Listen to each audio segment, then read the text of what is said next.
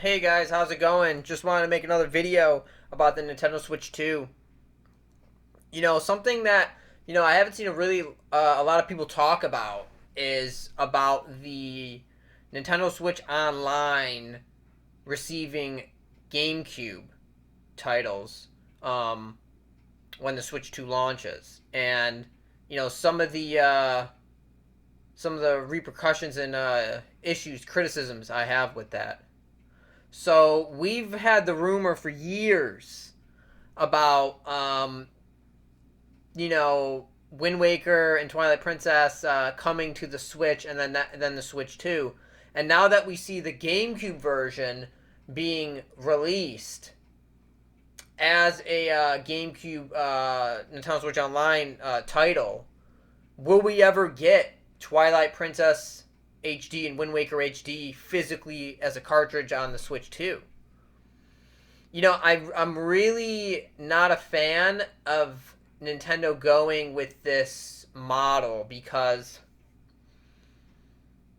I want to own like a physical release of these games. You know how cool it would be if Nintendo repackaged these games, if they made physical cartridges of these releases, even put bundles in like 2 or 3 or 4 different games and charged, even if they were charging like $100 for like 3 or 4 games. I personally don't like the GameCube Switch Online type direction that they went in. I was really hoping for a physical release. Now, I've seen that they're also releasing a GameCube controller that's only available for paid online Nintendo Switch Online subscribers, so you're not going to be able to get that any other way. They did that with the N64 controller, and I believe the Super Nintendo or the NES controller as well.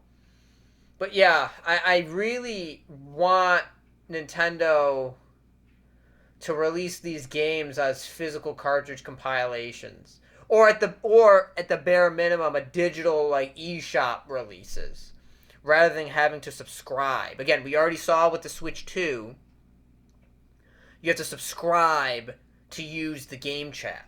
It's going to be a paid feature, a physical button that you're going to have. It's not going to work if you don't have Nintendo Switch Online. They're trying to move more and more into this subscription model where you don't own anything anymore, right? On page 21 of whatever terms and service, oh, you're agreeing to a non-refundable license, blah, blah, blah, blah, blah, garbage. And it's just becoming frustrating.